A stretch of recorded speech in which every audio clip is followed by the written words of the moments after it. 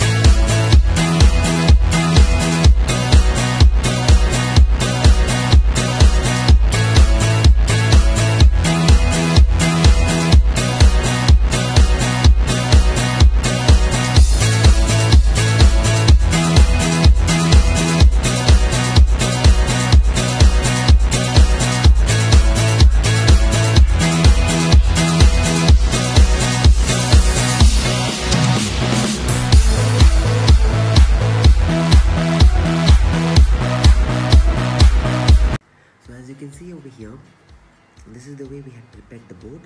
We cut out the different types of printable pieces and I have skipped it on top of it. It's just like normal distribution in a random way. Our dices have been made according to the primary shapes. This is a pouch where you can store these printables, including the dice. And here we have a stopwatch, which is also needed as a part of a game. You can use any of your stopwatches as your mobile or a small one or anything. The hourglass, I have prepared one out of DIY, and I'll put up the link about this also in the description box, and this so that you can just go and see the video how to prepare this hourglass also separately. So let me teach you how to play this game. Basically, the cognitive development refers to the speed. It is the development of the brain. So how quick you are in recognizing, how quick you are to move your fine motor skills in here, and how you can move, how the child can learn the different shapes and colors at the same time. So it actually has 3 different types of level. How can I explain the level is if you're using one dice, for example, the shape has come as blue, you can see here. So I'm supposed to choose only one shape which has this blue, which is this one. So this is the one, and you take it up. This is level 1. Level 2 means when you take 2 dice, and when I try to roll them, I get a star and a square. So I need to find a combination over here which has a star and the square, and which is this. So how quick am I to observe and take it out? This is the way. Third dice, when we roll up the third dice, I get a star, a heart, and a flower. So where can I find this combination of a star, a heart, and a flower? A star, a heart, and a flower. I need to look for it as quick as possible. Where's the star and the heart?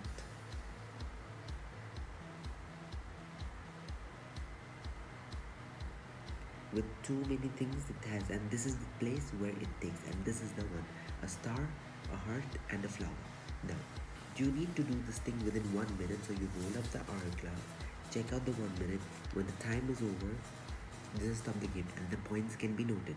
So within 1 minute, how quick are you able to find out these combinations? That is the way the development increases. So your speed, colors, awareness of the shape, fine motor skills, and of course fun also to play. So this is the way you can make up this sweet game in the home in a very easy cost saving materials, and obviously all this comes under the category of DIY. So finally, thanks for watching the video.